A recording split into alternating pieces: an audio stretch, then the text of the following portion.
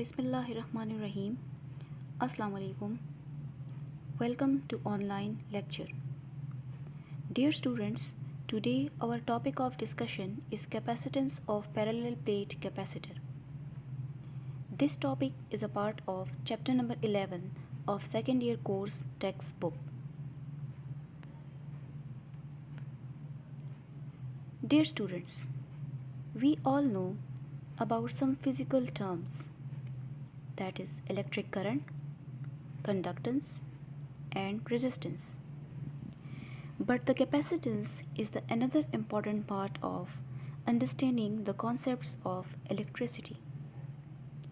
In this chapter, we will look more at the concept of capacitor and its capacitance. Let us first start with the capacitor. The main contents for the discussion are the definition of capacitor, its working, construction, formula, its capacitance, different types of capacitor, and in the last its figure. Capacitor. How we will define a capacitor? Capacitor is an electrical component which has the ability to store energy in the form of electrical charge. Or you can simply define a device which is used to store electric charges as well as small amount of energy. Dear students, now the question arises, what is the construction of capacitor?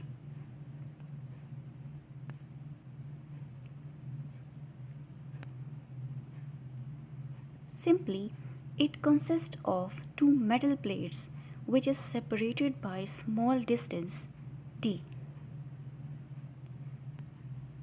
These metal plates are connected to the opposite terminal of the battery.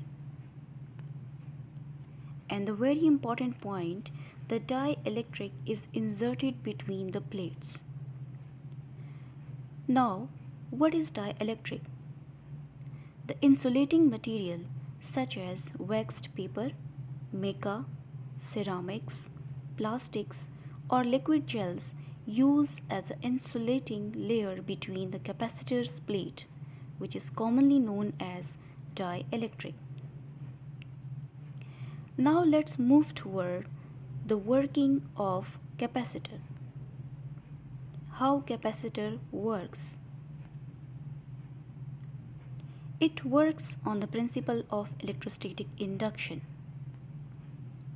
When a charge is transferred to one of a plate A due to electrostatic induction, it induces charges on the inner surface of the other plate. Capacitor is commonly charged by connecting with the opposite terminal of the battery.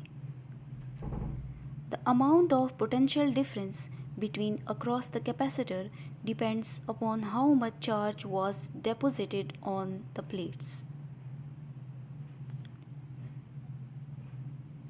Now, the mathematical explanation of capacitor. When a charge is transferred between the plates of capacitor, the potential difference between the plates also increases. So, the charges will be directly proportional to the potential difference. Now, as we know that when the proportionality sign is converted into equality sign, we put some constant. Here is the constant is C, which is known as the capacitance of a capacitor. Now, what is capacitance?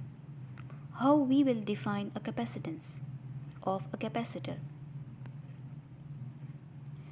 Capacitance is the electrical property of capacitor and is the measurement of capacitor's ability. or you can simply define as the ability of capacitor to store charges is called capacitance. As we have mentioned earlier that the capacitance is the ratio of charges induces on each plate by the applied voltage. The unit of charge is coulomb and the voltage is volt. So, capacitance is equal to coulomb per volt, which is equal to farad. The unit of capacitance is farad, which is named after the British physicist Michael Faraday. Now, we will define the unit farad. 1 farad is when 1 coulomb charge is stored on plates by the application of 1 volt voltage, or the ability of capacitor to store charges of 1 coulomb having a voltage of 1 volt between plates. Let's move toward the types of capacitor. Capacitors are usually designed to enhance and increase the effect of capacitance. Therefore, taking into account such properties like size and its shape, there are 3 types of capacitor. Number 1, cylindrical capacitor. Number 2, spherical capacitor. Number 3, parallel plate capacitor. Here is the image of capacitor.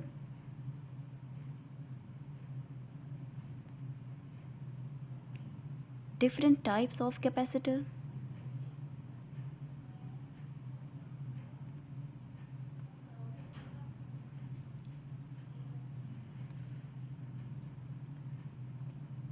Now, dear students, let's move toward the third type of capacitor, which is parallel plate capacitor.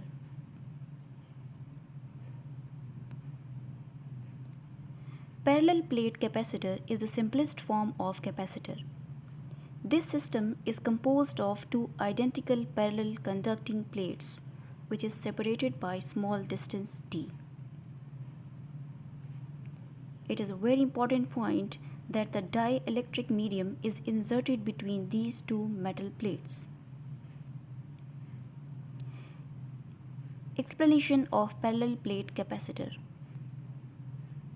Let us consider a parallel plate capacitor connected to the battery.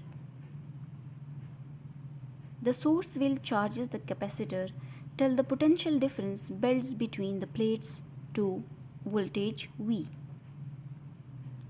The charges on each plate will be plus Q and minus Q, which means that one plate will be charged positively and the other plate will be charged negatively.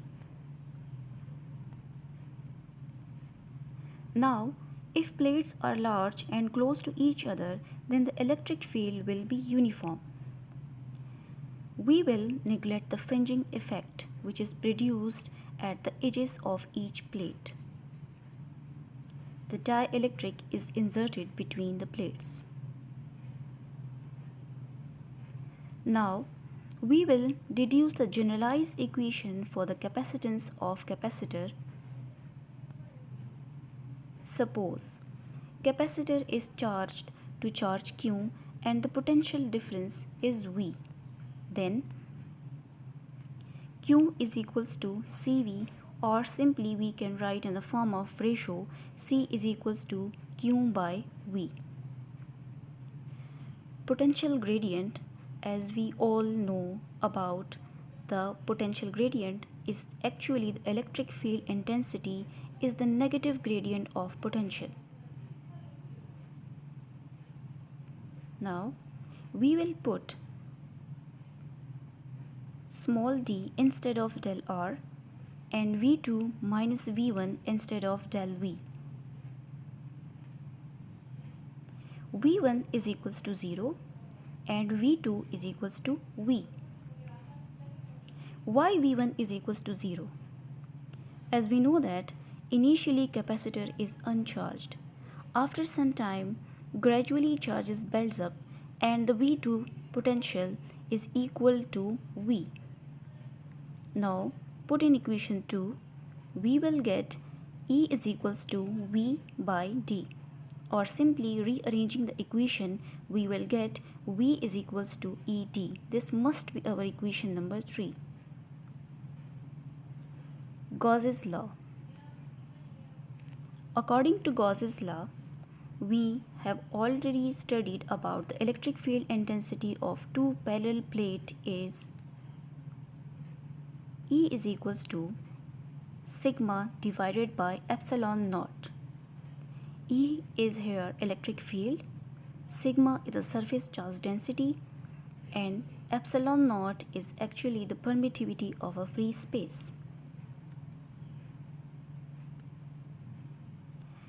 Sigma is equals to charge per unit area, which is called surface charge density. So electric field intensity is equals to charge per permittivity of a free space and the area of the plates. This will be our equation number 4. Put equation number 4 in equation number 3. V is equals to ED. So we will get V is equals to QD divided by epsilon naught into A.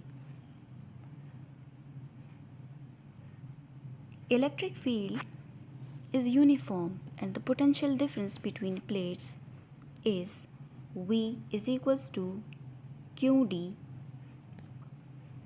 divided by epsilon naught into A. Now we will deduce the generalized equation for the capacitance of the parallel plate capacitor. Now putting equation number 5 in equation number 1. C is equals to Q by V. So we will get capacitance is equals to epsilon naught into area divided by separation between plates D. For a vacuum, the capacitance will be epsilon naught into A divided by D. Epsilon naught is the permittivity of a free space. And similarly, for the medium, the capacitance is epsilon into A divided by D. Epsilon is the permittivity for the medium. So, finally, we have concluded the generalized equation for the vacuum and as well as for the medium. So here is the formula of capacitance of a vacuum and the capacitance of the medium. Dear students, here is the last point and a very important point to be noted, that capacitance of capacitor is enhanced due to relative permittivity. So what is relative permittivity? The ratio of capacitance of a medium to the capacitance of a vacuum is called relative permittivity. Relative permittivity is represented by epsilon R, which is the ratio of capacitance of the medium to the capacitance of the vacuum. Now here is some picture of parallel plate capacitor. Here are the two plates which are separated by small distance d. These two plates are connected to the opposite terminals of the battery. I hope this video lecture will be very helpful for all of you. Thank you very much.